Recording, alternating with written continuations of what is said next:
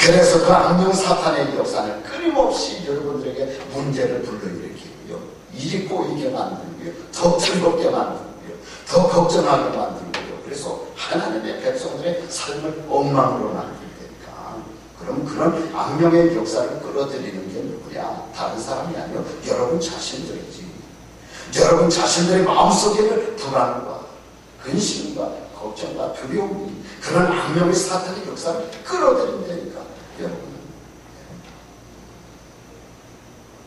그래서 제가 요 사이 2달 동안 6, 7번 이것에 대해서 여러분과 말씀을 드렸어요. 내가 말씀드렸죠. 사람의 의식이 변화되려면 어떤 한 주제를 가지고 20번 이상은 얘기를 들어야 돼요. 20번 이상 얘기를 들어야지 조금씩 여러분의 의식이 바뀌기 시작한다니까. 그러니까 내가 앞으로 계속 이 부분에 대해서는 여러분과 말씀을 드리려고 합니다. 왜?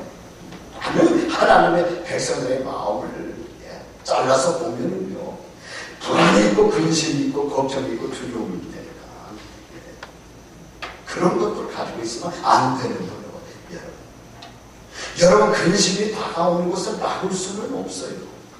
두려움이 엄습해오는 것을 막을 수는 없어요. 우리가 이 세상 살아가면서 어떻게 근심 안 할 수 있습니까? 두려워하지 않을 수 있습니까?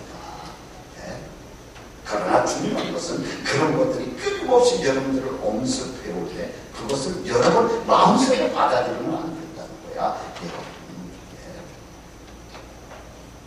여러분, 한국에 제가 갔다 왔잖아요. 지난주 금요일날 제가 한국에 도착했다가 여기 목요일날 들어왔으니까 제가 정확하게 6일 동안 한국에 있다가 왔어요.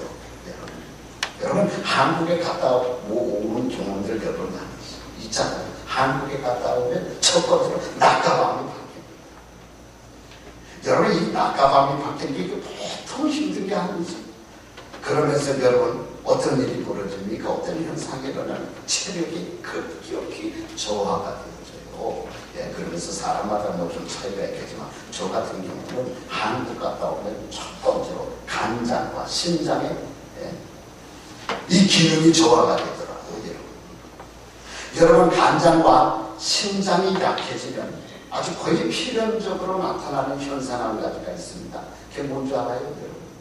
자꾸 별것도 아닌 일 가지고 신경질이 나. 그러니까 여러분 주변에 자꾸 신경질 많이 걸리는 사람 있죠. 그 사람 같은 경우는 검사해 보면 거의 이 간장이 나쁜 사람들입니다, 여러분. 자꾸 신경질을 많이 낸다. 그러면 간장부터 가서 여러분 점검해 봐야 돼. 자꾸 그 두려워한다. 심장 검사해 봐야 돼. 여러분, 심장이 아니라 신장, 키드니 말하는 거예요, 여러분.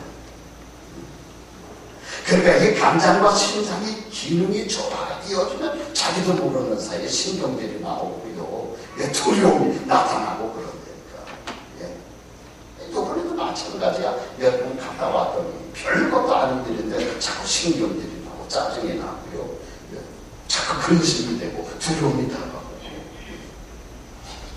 여러분, 이 인간의 탈을 가지고 사는 생은 어쩔 수 없는 겁니다, 여러분. 뭐 저뿐만 아니라 여러분도 마찬가지요. 여러분, 인간의 탈을 가지고 사는 이상 이건 어쩔 수 없는 거야.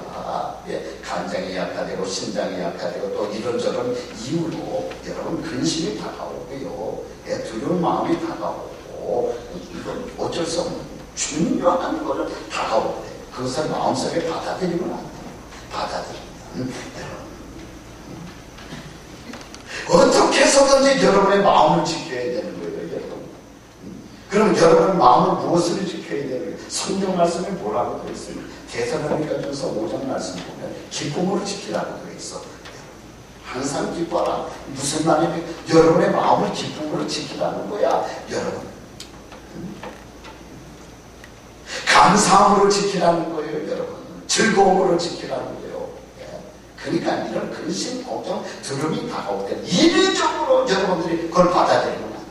더 이상 자꾸 그걸 가지고 생각하면 안 돼. 오히려 기쁜 일을 생각하고 즐거운 일을 생각하고 앞에 다가오는 소망을 생각하고 감사한 일을 생각하면서 여러분 마음속에 자꾸 감사와 즐거움과 이런 것들을 받아들여야 돼요. 그것이 습관화 되게 만들어야 된다니까. 그래서 이것이 습관화되면은 자기도 모르는 사이에 여러분 두려움이 다가오면 딱 마음의 문이 닫혀져요.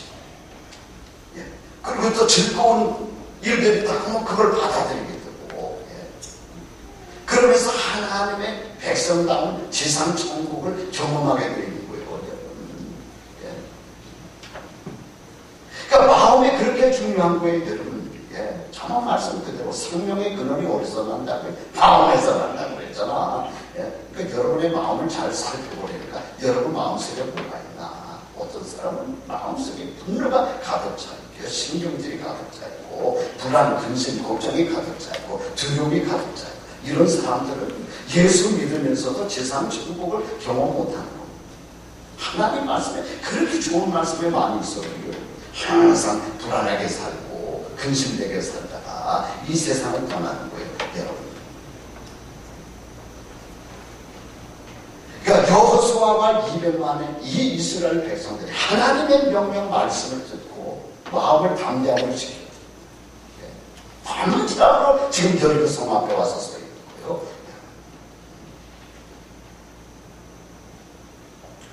두 번째는 하나님의 말씀에 절대 순종할 때 여리고 성을 함락할 수가 있었어요. 여러분 하나님의 말씀이 뭡니까? 하나님의 명령이 뭐였습니까? 아까 읽었죠. 하나님의 말씀 명령 별거 아닙니다. 저 거대한 성 여리고 성을 매일 한 바퀴씩 돌라는 거예요. 마지막 날 7째 날은 7번 돌라는 거예요. 7번 돌고 온 백성들이 한 목소리로 외치라는 거예요. 그러면 저 성이 무너져 내리겠다는 겁니다.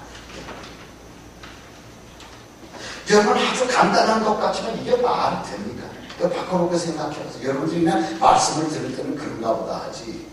수천 년 전으로 거슬러 나가서 여러분들이 그 여리고성 앞에 지금 와서 서 있다고 생각해요.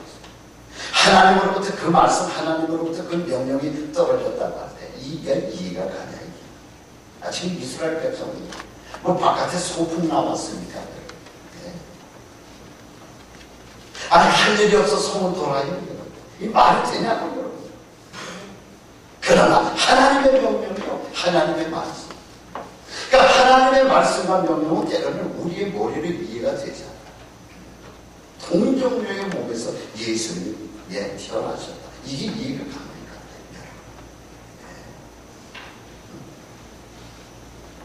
그런데 여호수아와 200만의 이스라엘 백성들이 믿음으로 그 말씀에 순종한 거예요. 도는 거예요. 그거를 매일 한 바퀴씩 도는 거예요. 첫째 날 돌고 둘째 날 돌고 여섯째까지는 돌고요. 마지막 7째 날은 하나님의 말씀 그대로 7번 돌고 소리를 지는 거예요.